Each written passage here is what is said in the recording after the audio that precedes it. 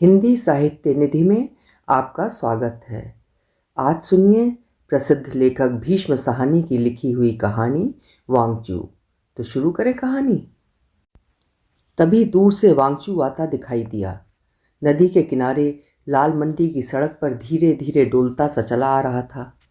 धूसर रंग का चोगा पहने था और दूर से लगता था कि बौद्ध भिक्षुओं की ही भांति उसका सिर भी घुटा हुआ है। पीछे शंकराचार्य की ऊंची पहाड़ी थी और ऊपर स्वच्छ नीला आकाश। सड़क के दोनों ओर ऊंचे ऊंचे सफ़ेदे के पेड़ों की कतारें। क्षण भर के लिए मुझे लगा जैसे वांगचू इतिहास के पन्नों पर से उतर कर आ गया है। प्राचीन काल में इसी भांति देश विदेश से आने वाले चीवरधारी भिक्षु पहाड़ों और घाटियों को लांघ कर भारत में आया करते होंगे। अतीत के ऐसे ही रोमांचकारी धुंधलके में मुझे वांगचू भी चलता हुआ नजर आया। जब से वो श्रीनगर में आया था, बौद्ध विहारों के खंडहरों और संग्रहालयों में घूम रहा था। इस समय भी वो लाल मंडी के संग्रहालय में से निकल कर आ रहा था, जहाँ बौद्ध काल के अनेक अवशेष रखे हैं। उसकी मनःस्थिति को देखते हुए वो सचमुच ही वर्तमान से कटकर अतीत के ही किसी कालखंड में विचर रहा था। बोधिसत्वों से भेंट हो गई। पास आने पर मैंने चुटकी ली। वो मुस्कुरा दिया, हल्की टेढ़ी सी मुस्कान, जिसे मेरी मौसेरी बहन 1.5 दांत की मुस्कान कहा करती थी, क्योंकि मुस्कुराते वक्त वांगचू का ऊपर का होंठ केवल एक ओर से थोड़ा सा ऊपर को उठता था। संग्रहालय के बाहर बहुत सी मूर्तियां रखी हैं, मैं वही देखता रहा, उसने धीमे से कहा। फिर वो सहसा भावुक होकर बोला, एक मूर्ति के केवल पैर ही पैर बचे हैं। मैंने सोचा आगे कुछ कहेगा, परंतु वो इतना भाव विह्वल हो उठा था कि उसका गला रुंध गया और उसके लिए बोलना असंभव हो गया। हम एक साथ घर की ओर लौटने लगे।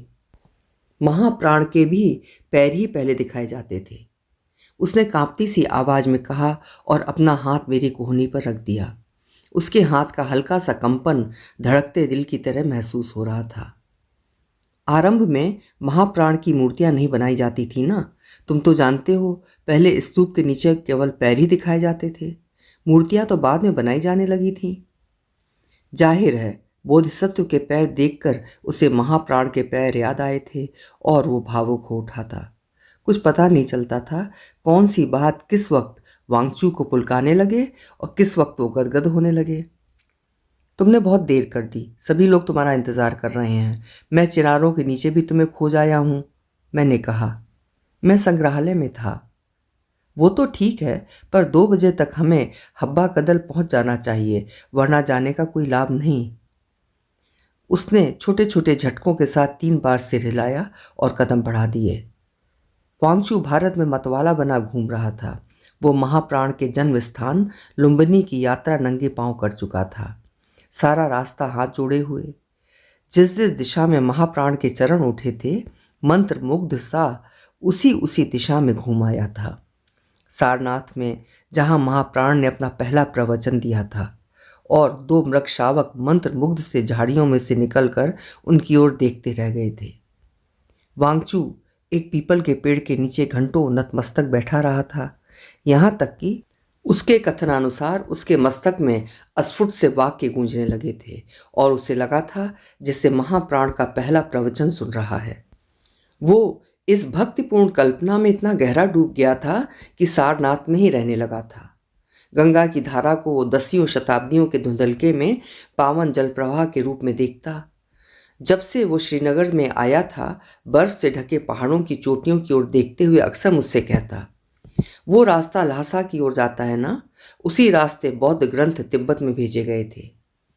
वो उस पर्वतमाला को भी पुण्य पावन मानता था, क्योंकि उन पर बिछी पगडंडियों के रास्ते बौद्ध भिक्षु तिब्बत की ओर गए थे।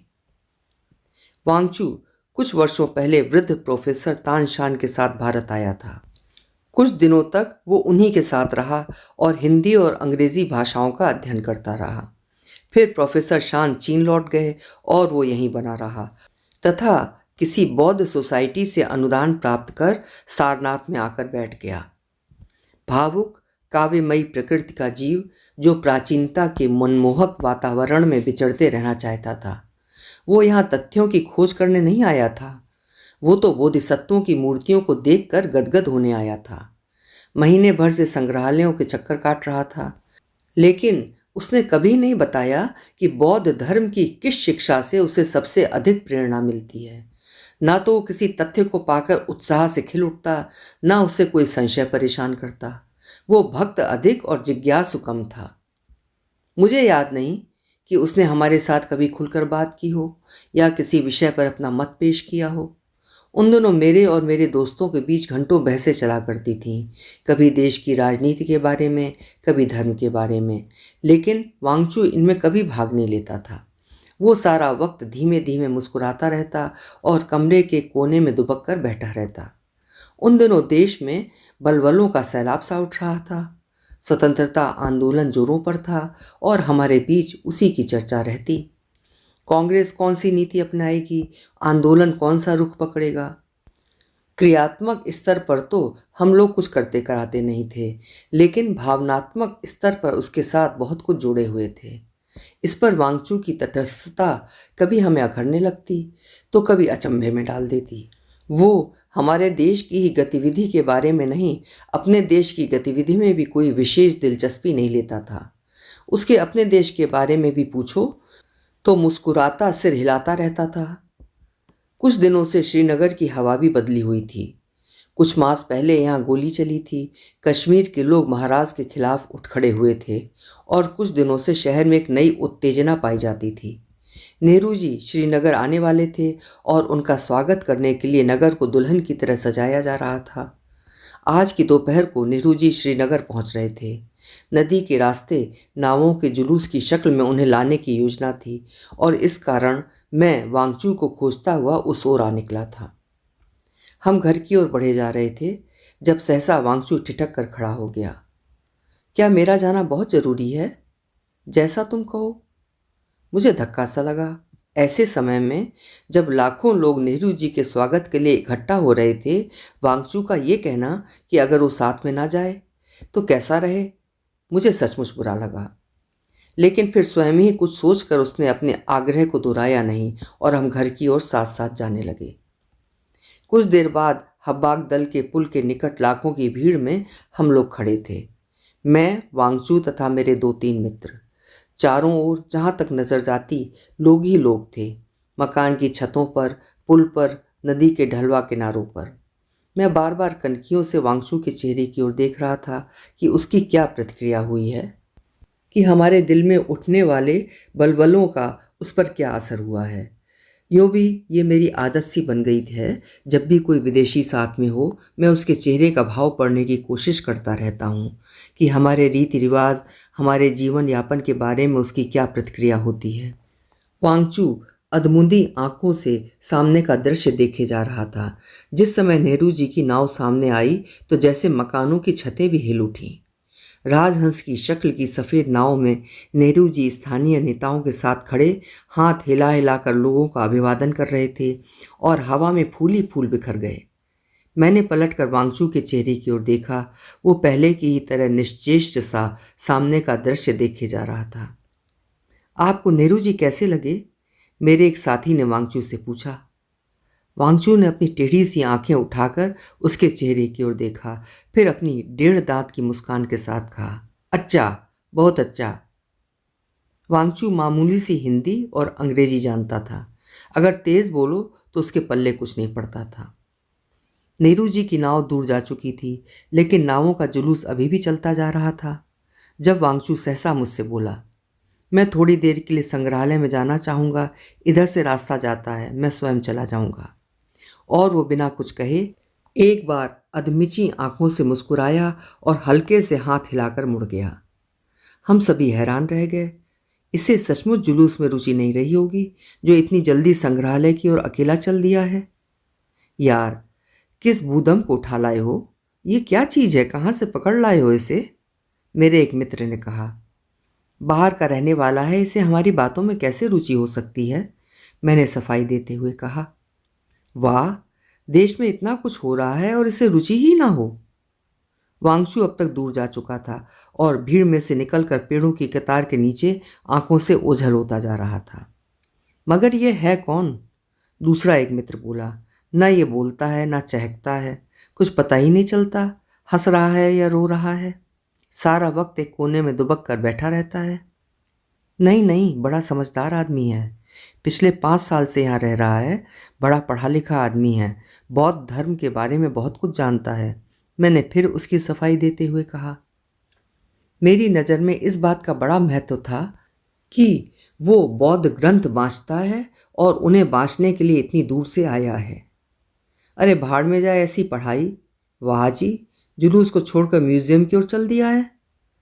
सीधी सी बात है यार, मैंने जोड़ा। इसे यहाँ भारत का वर्तमान खींचकर नहीं लाया, भारत का अतीत लाया है। ह्यून सांग भी तो यहाँ बौद्ध ग्रंथ ही बाँचने आया था। यह भी शिक्षार्थी है, बौद्ध मत में इसकी रुचि है। घर लौटते हुए हम लोग सारा रास्ता वांगचू की ही बातें करते रहे। अजय का मत था, अगर वो 5 साल भारत में काट गया है तो अब वो जिंदगी भर यहीं रहेगा। अब आ गया है तो लौट कर नहीं जाएगा। भारत में एक बार परदेसी आ जाए तो लौटने का नाम नहीं लेता। भारत देश वो दलदल है कि जिसमें एक बार बाहर के आदमी का पांव पड़ जाए तो वो धंसता ही चला जाता है। निकलना चाहे भी तो नहीं निकल सकता। दिलीप ने मजाक में कहा, न जाने कौन से कमल फूल तोड़ने के लिए इस दलदल में घुसा है।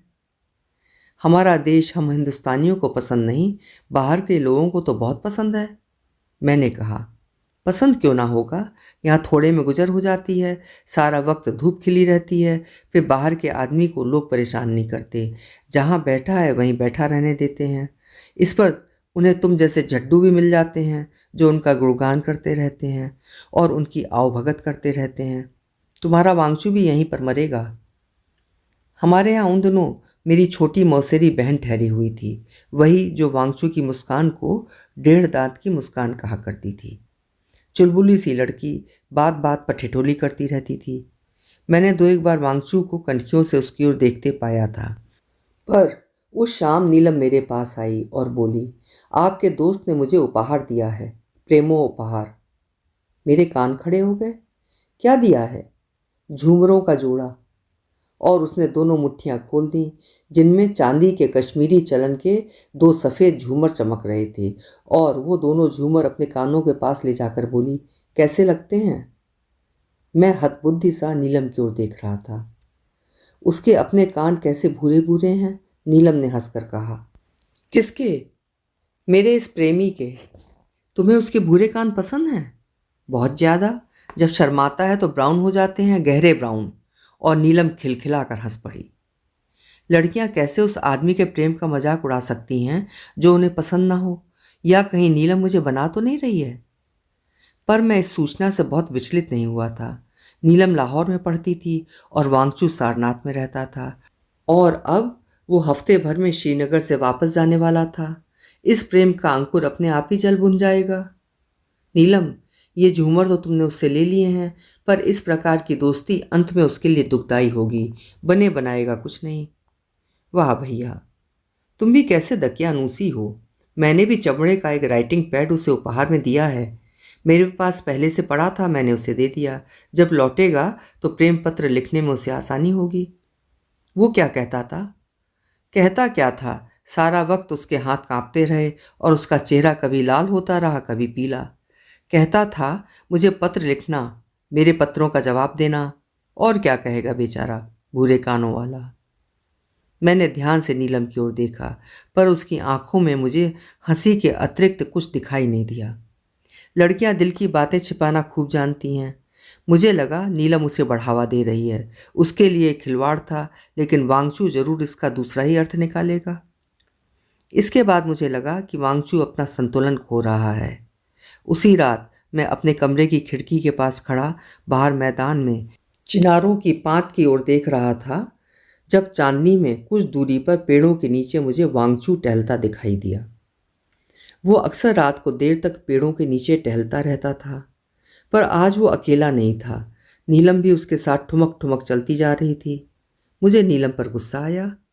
लड़कियां कितनी जालिम होती हैं, ये जानते हुए भी कि इस खिलवाड़ में वांगचू की बेचैनी बढ़ेगी, वो उसे बढ़ावा दिए जा रही थी। दूसरे रोज खाने की मेज पर नीलम उसके साथ ठिठोली करने लगी। किचन में से एक चौड़ा सा एल्युमिनियम का डिब्बा उठा लाई। उसका चेहरा तपे तांबे जैसा लाल हो रहा था। आपके लिए रोटियां और आलू बना लाई हूँ। आम के अचार की फाँक भी रखी है। आप जानते हैं फाँक किसे कहते हैं? एक बार कहो तो फाँक। कहो वांगचू, फाँक। उसने नीलम की ओर खोई खोई आंखों से देखा और बोला, बाँक। हम सभी खिलखिलाकर हंस पड़े। बाँक नहीं, फाँक, बाँक। फिर हंसी का फव्वारा फूट पड़ा। नीलम ने डिब्बा खोला। उसमें से आम के अचार का टुकड़ा निकालकर उसे दिखाते हुए बोली, ये है फाँक, फाँक इसे कहते हैं। और उसे वांगचू की नाक के पास ले जाकर बोली, इसे सूंघने पर मुंह में पानी भर आता है। आया मुंह में पानी? अब कहो फाँक। नीलम, क्या फिजूल की बातें कर रही हो, बैठो आराम से, मैंने डांटते हुए कहा। नीलम बैठ गई, पर उसकी हरकतें बंद नहीं हुई। बड़े आग्रह से वांगचू से कहने लगी, बनारस जाकर हमें भूल नहीं जाइएगा। हमें खत जरूर लिखिएगा और अगर किसी चीज़ की ज़रूरत हो तो संकोच नहीं कीजिएगा। वांगचू शब्दों के अर्थ तो समझ लेता था, लेकिन उनके पीछे व्यंग्य की ध्वनि को वो नहीं पकड़ पाता था। वो अधिकाधिक विचलित महसूस कर रहा था।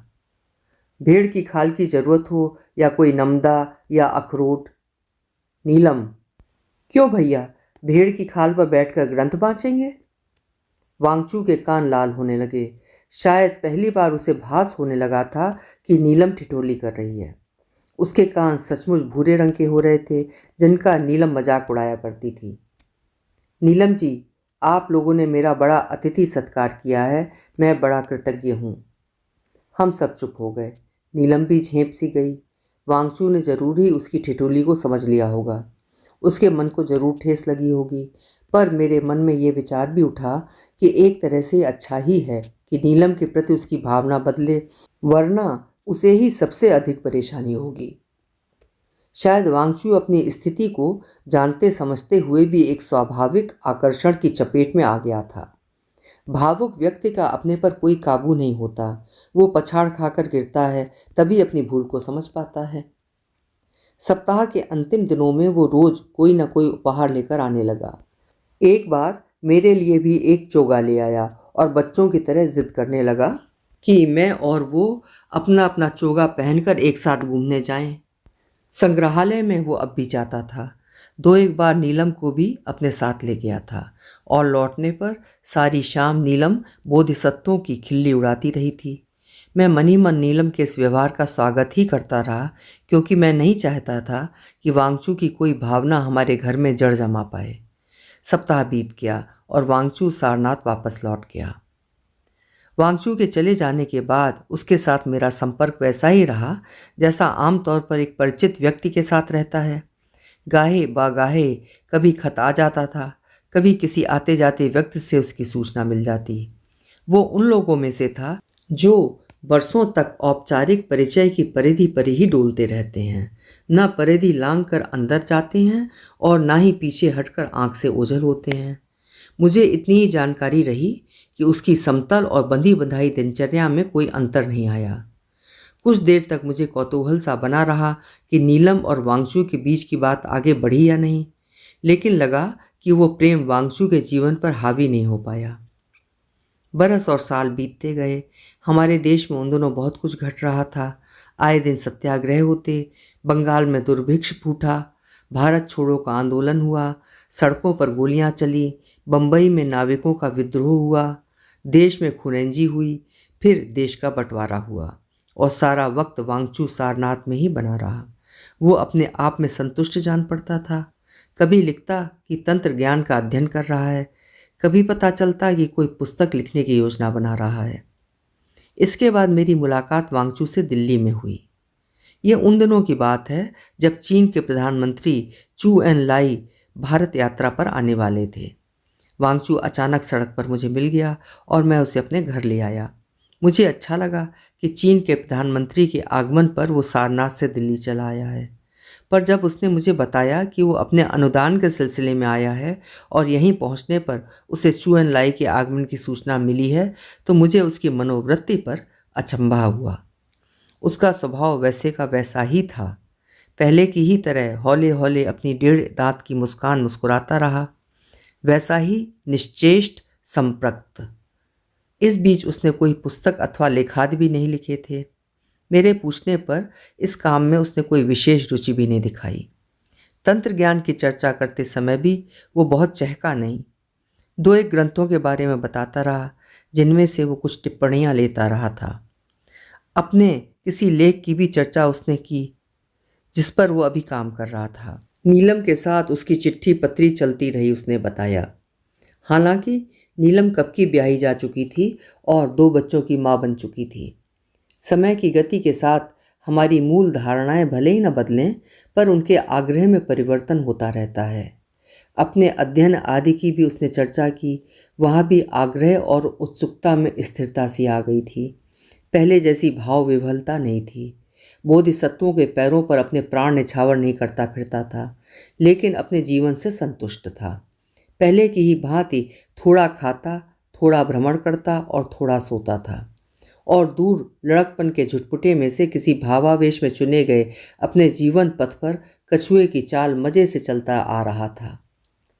खाना खाने के बाद हमारे बीच बहस छिड़ गई। सामाजिक शक्तियों को समझे बिना तुम बौद्ध धर्म को भी कैसे समझ पाओगे? ज्ञान का प्रत्येक क्षेत्र एक दूसरे से जुड़ा हुआ है, जीवन से जुड़ा है। कोई चीज़ जीवन से अलग नहीं है। तुम जीवन से अलग होकर धर्म को भी कैसे समझ सकते हो? कभी वो मुस्कुराता, कभी सिर हिलाता और सारा वक्त दार्शनिकों की तरह मेरे चेहरे की ओर देखता रहा। मुझे लग रहा था कि मेरे कहे का उस पर कोई असर नहीं हो रहा, कि चिकने घड़े पर पानी उड़े ले जा रहा हूँ। हमारे देश में ना सही, तुम अपने देश के जीवन में तो रुचि लो। इतना तो जानो समझो कि वहाँ क्या हो रहा है। इस पर भी वो सिर हिलाता और मुस्कुराता रहा। मैं जानता था कि एक भाई को छोड़कर चीन में उसका कोई नहीं है। 1929 में वहाँ पर कोई राजनीतिक उथल पुथल हुई थी। उसमें उसका गांव जला डाला गया था और सब सगे संबंधी मर गए थे या भाग गए थे। ले देकर एक भाई बचा था और वो पेकिंग के एक विद्यालय में पढ़ाने लगा था। वहीं से वो प्रोफेसर शान के साथ भारत चला आया था। सुनो वांगचू, भारत और चीन के बंद दरवाजे अब खुल रहे हैं।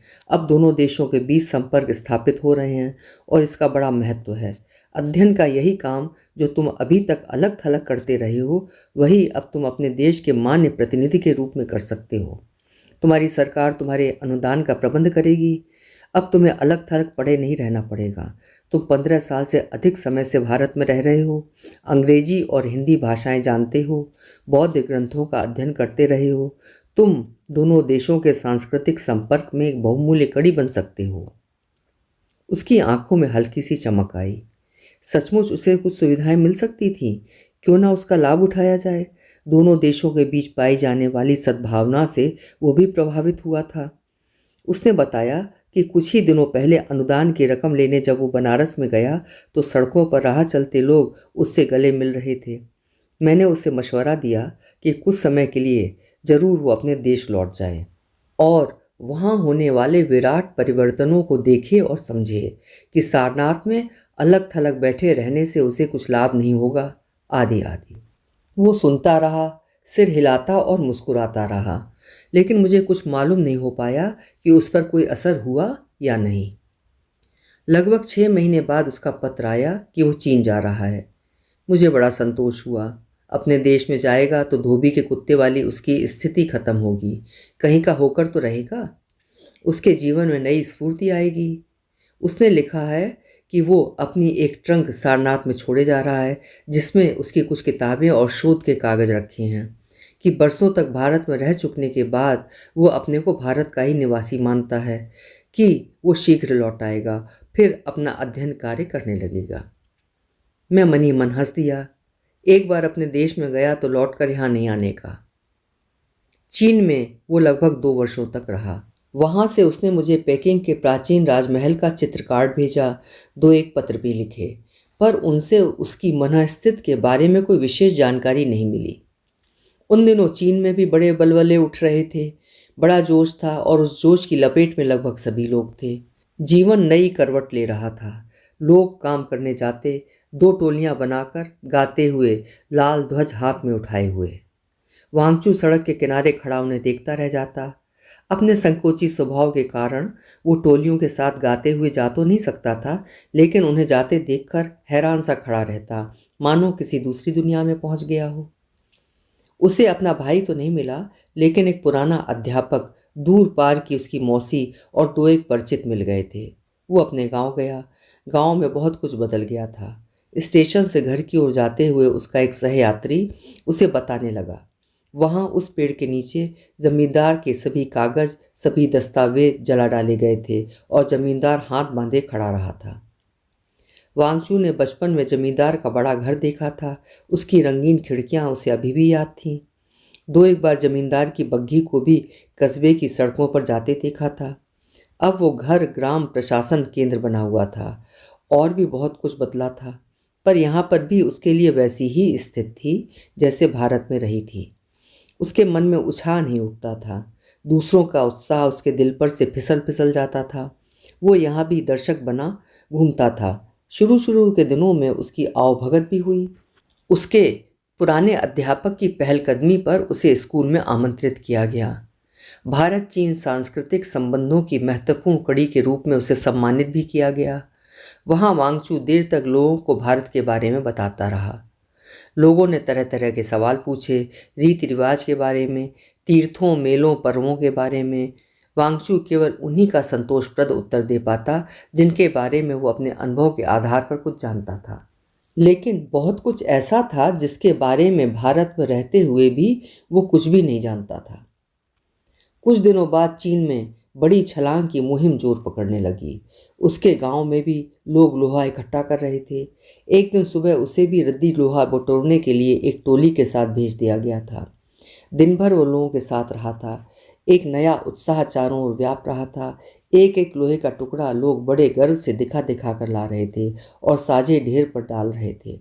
रात के वक्त आग के लपलपाते शोलों के बीच उस ढेर को पिघलाया जाने लगा।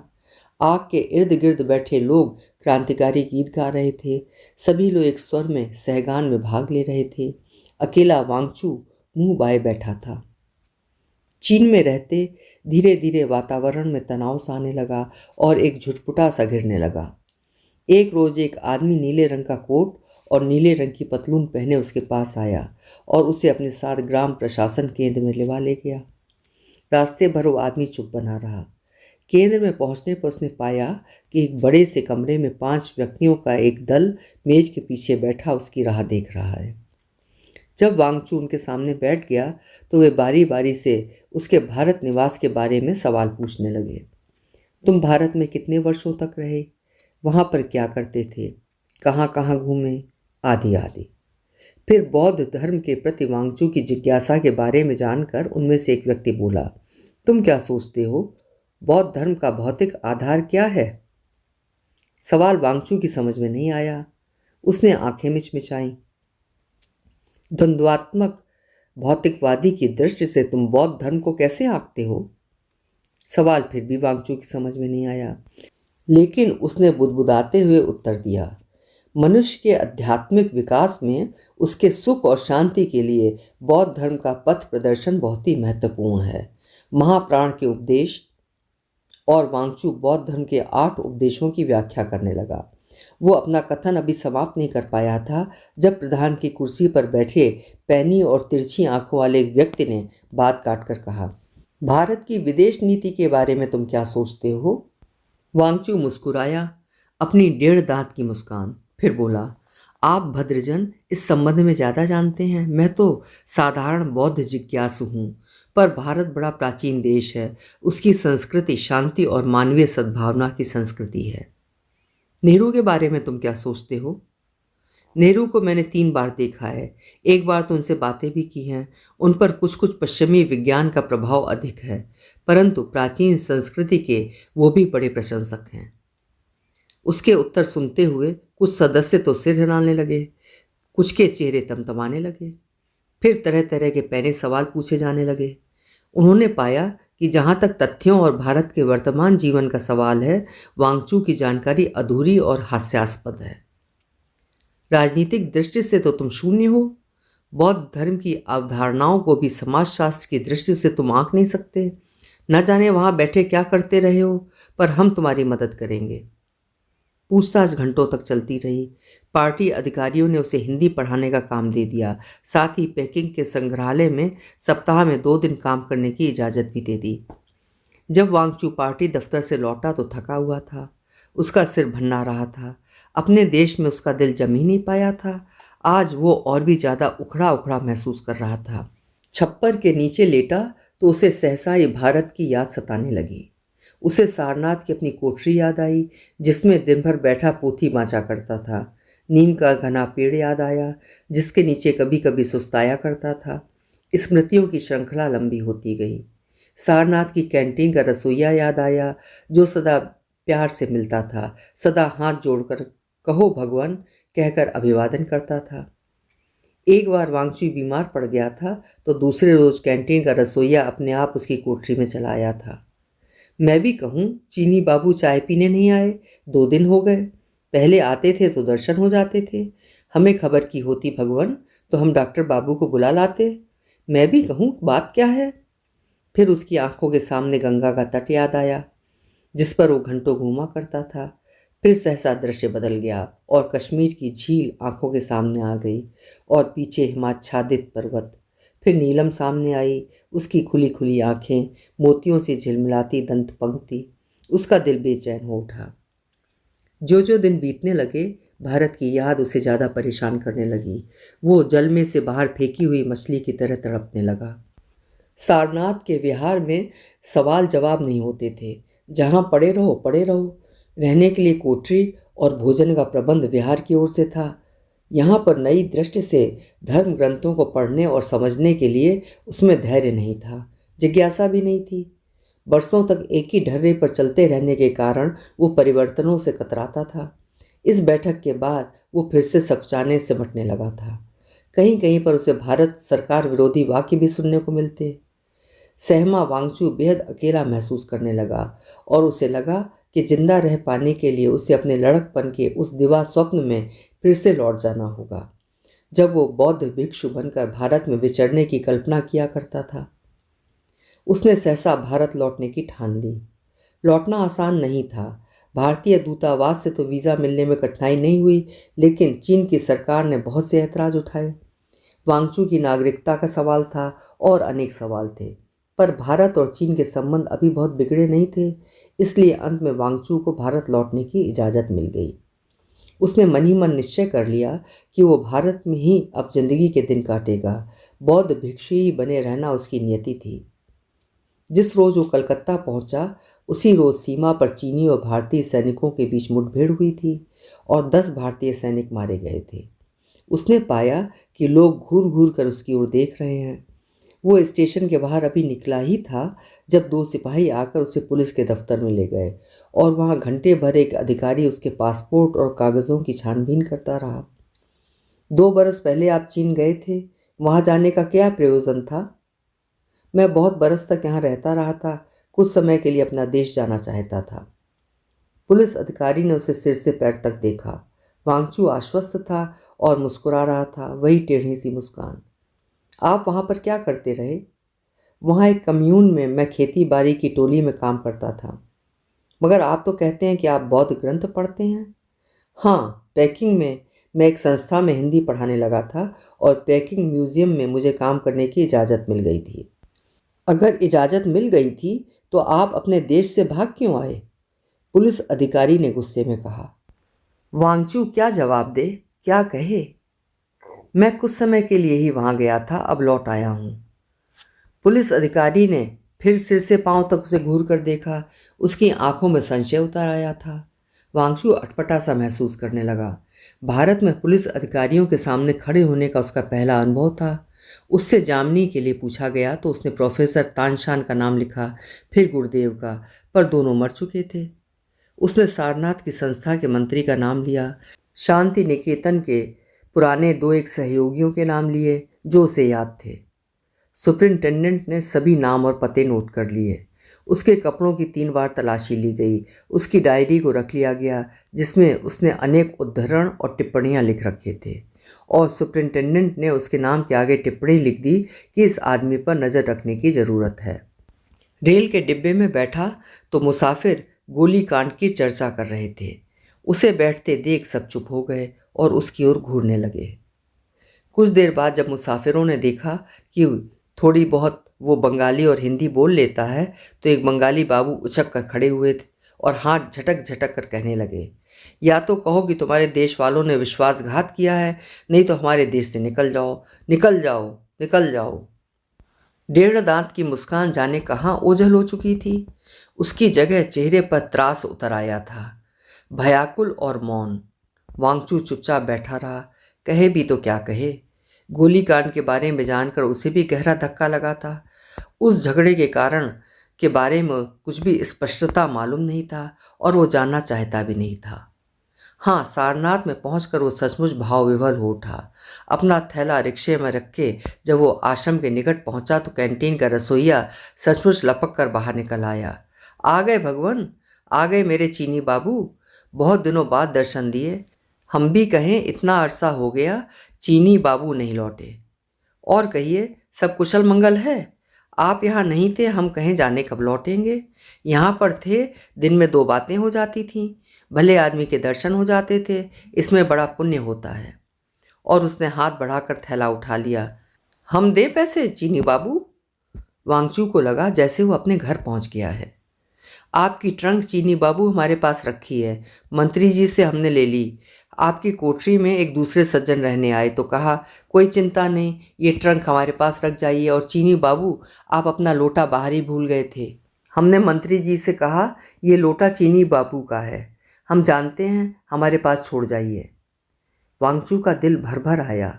उसे लगा जैसे उसकी डावाडोल जिंदगी में संतुलन आ गया है, डगमगाती जीवन नौका फिर से स्थिर गति से चलने लगी है।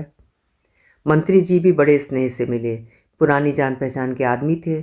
उन्होंने एक कोठरी भी खोल कर दे दी, परंतु अनुदान के बारे में कहा कि उसके लिए फिर से कोशिश करनी होगी। वांगचू ने फिर से कोठरी के बीचों बीच चटाई बिछा ली। खिड़की के बाहर वही दृश्य फिर से उभर आया। खोया हुआ जीव अपने स्थान पर लौट आया। तभी मुझे उसका पत्र मिला कि वो भारत लौट आया है और फिर से जमकर बौद्ध ग्रंथों का अध्ययन करने लगा है। उसने ये भी लिखा कि उसे मासिक अनुदान के बारे में थोड़ी चिंता है और इस सिलसिले में मैं बनारस में यदि अमुक सज्जन को पत्र लिख दूं तो अनुदान मिलने में सहायता होगी।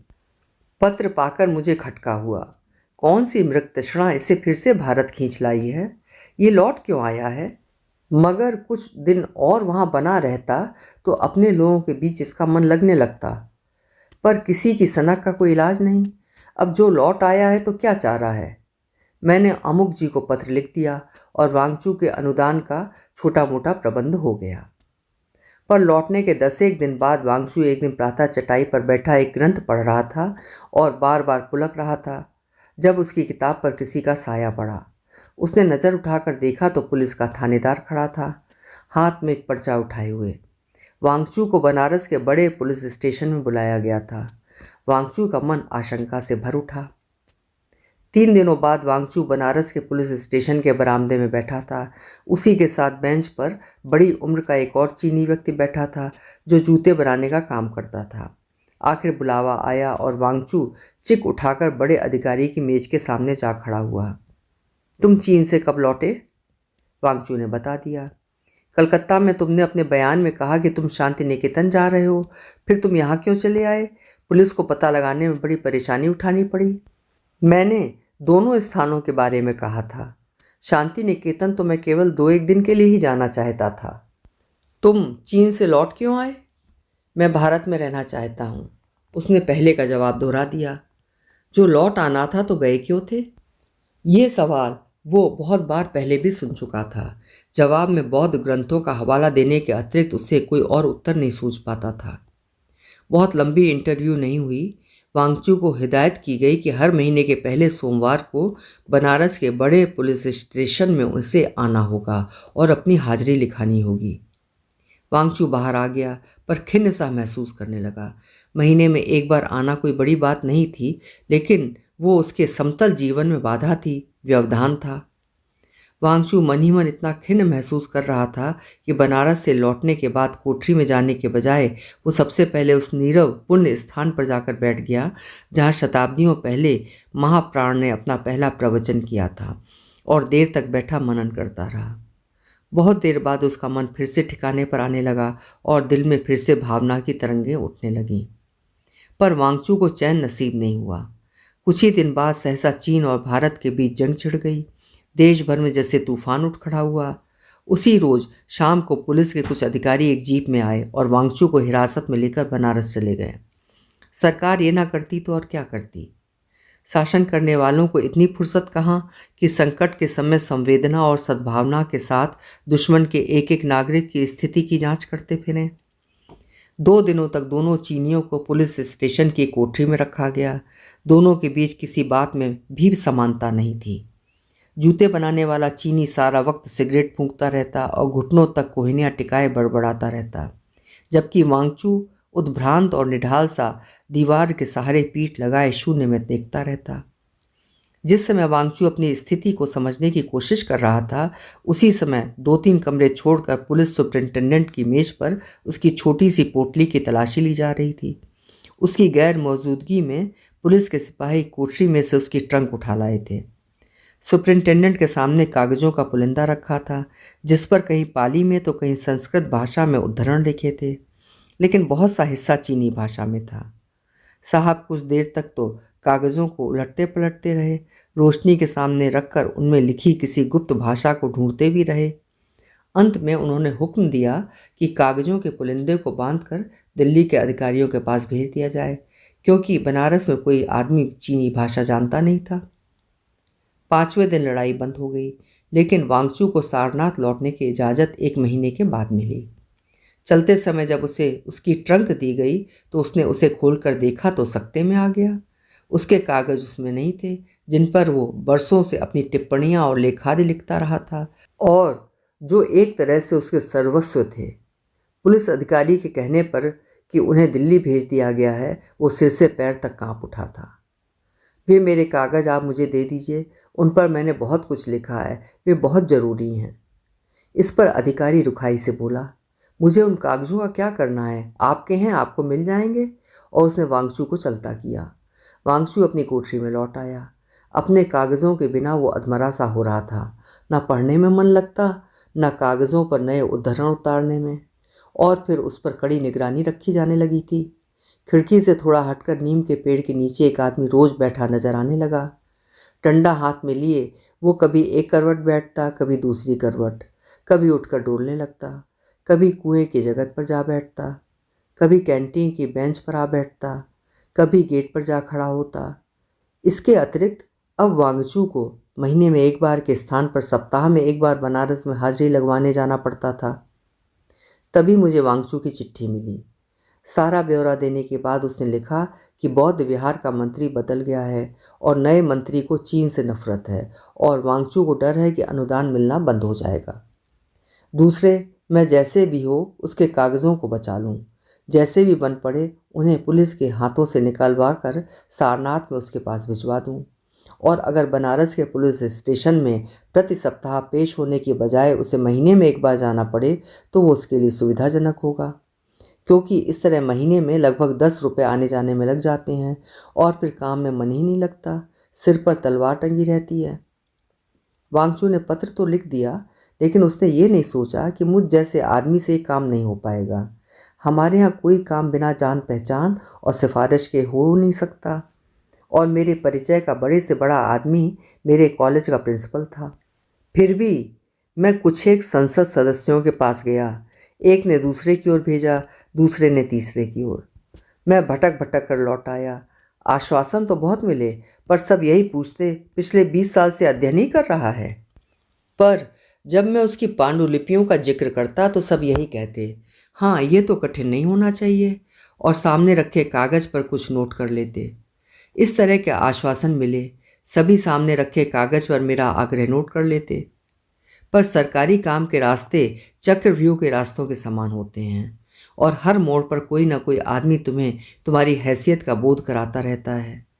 मैंने जवाब में उसे अपनी कोशिशों का पूरा ब्यौरा दिया, ये भी आश्वासन किया कि मैं फिर लोगों से मिलूंगा, पर साथ ही मैंने ये भी सुझाव दिया कि जब स्थिति बेहतर हो जाए तो वो अपने देश वापस लौट जाए, यही उसके लिए बेहतर है। खत से उसके दिल की क्या प्रतिक्रिया हुई मैं नहीं जानता, उसने क्या सोचा होगा। पर उन तनाव के दिनों में जब मुझे स्वयं चीन के व्यवहार पर गुस्सा आ रहा था, मैं वांगचू की स्थिति को बहुत सहानुभूति के साथ नहीं देख सकता था। उसका फिर एक खत आया। उसमें चीन लौट जाने का कोई जिक्र नहीं था। उसमें केवल अनुदान की चर्चा की गई थी। अनुदान की रकम अभी भी 40 रुपये ही थी, लेकिन उसे पूर्व सूचना दे दी गई थी कि साल खत्म होने पर उस पर फिर से विचार किया जाएगा कि वो मिलती रहेगी या बंद कर दी जाएगी। लगभग साल भर बाद वांगचू को एक पुर्जा मिला कि तुम्हारे कागज़ वापस किए जा सकते हैं, कि तुम पुलिस स्टेशन आकर उन्हें ले जा सकते हो। उन दोनों वो बीमार पड़ा था, लेकिन बीमारी की हालत में भी वो गिरता पड़ता बनारस पहुंचा। लेकिन उसके हाथ 1/3 कागज़ लगे। पोटली अभी भी अधखुली थी। वांगचू को पहले तो यकीन नहीं आया, फिर उसका चेहरा जर्द पड़ गया और हाथ पैर कांपने लगे। इस पर थानेदार रुखाई के साथ बोला, हम कुछ नहीं जानते, इन्हें उठाओ और यहाँ से ले जाओ, वरना इस पर लिख दो कि हम लेने से इनकार करते हैं। कांपती टांगों से वांगचू पुलिंदा बगल में दबाए लौट आया। कागजों में केवल एक पूरा निबंध और कुछ टिप्पणियां ही बची थीं। उसी दिन से वांगचू की आंखों के सामने धूल उड़ने लगी थी। वांगचू की मौत की खबर मुझे महीने भर बाद मिली, वो भी बौद्ध विहार के मंत्री की ओर से कि मरने से पहले वांगचू ने आग्रह किया था कि उसकी छोटी सी ट्रंक और उसकी गिनी चुनी किताबें मुझे पहुंचा दी जाए।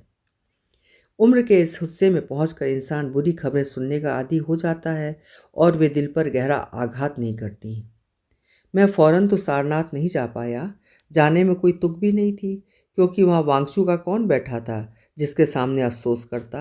वहाँ तो केवल ट्रंक ही रखी थी। पर कुछ दिनों बाद मौका मिलने पर मैं गया। मंत्री जी ने वांगचू के प्रति सद्भावना के शब्द कहे। बड़ा नेक दिल आदमी था, सच्चे अर्थों में बौद्ध भिक्षु था, आदि आदि। मेरे दस्तखत लेकर उन्होंने ट्रंक मेरे हवाले की। ट्रंक में वांगचू के कपड़े थे। वो फटा पुराना चोगा था जो किसी जमाने में उसने श्रीनगर में खरीदा था। छोटा सा कामदार चमड़े का पैड था जो नीलम ने उसे उपहार स्वरूप दिया था। 3-4 किताबें थीं, पाली की और संस्कृत की। चिट्ठियाँ थीं, जिनमें कुछ चिट्ठियाँ मेरी, कुछ नीलम की रही होंगी, कुछ और लोगों की। ट्रंक उठाए मैं बाहर की ओर जा रहा था जब मुझे अपने पीछे कदमों की आहट मिली। मैंने मुड़कर देखा। कैंटीन का रसोइया भागता चला आ रहा था। अपने पत्रों में अक्सर वांगचू का जिक्र किया करता था। बाबू आपको बहुत याद करते थे, मेरे साथ आपकी चर्चा बहुत करते थे, बहुत भले आदमी थे। और उसकी आंखें डबडबा आईं। सारे संसार में शायद यही अकेला जीव था जिसने वांगचू की मौत पर 2 आंसू बहाए थे। बड़ी भोली तबीयत थी। बेचारे को पुलिस वालों ने बहुत परेशान किया। शुरू में तो 24 घंटे की निगरानी रहती थी। मैं उस हवलदार से कहूँ, भैया तू क्यों बेचारे को उसको परेशान करता है?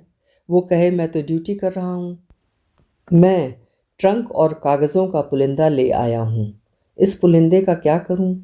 कभी सोचता हूँ इसे छपवा डालूँ, पर अधूरी पांडुलिपि को कौन छापेगा? पत्नी रोज़ बिगड़ती है कि मैं घर में कचरा भरता रहता हूँ। 2-3 बार फेंकने की धमकी भी दे चुकी है, पर मैं इसे छिपाता रहता हूँ। कभी किसी तख्ते पर रख देता हूँ, कभी पलंग के नीचे छिपा देता हूँ। पर मैं जानता हूँ किसी दिन ये भी गली में फेंक दिए जाएंगे। अभी आप सुन रहे थे भीष्म साहनी जी की लिखी हुई कहानी वांगचू।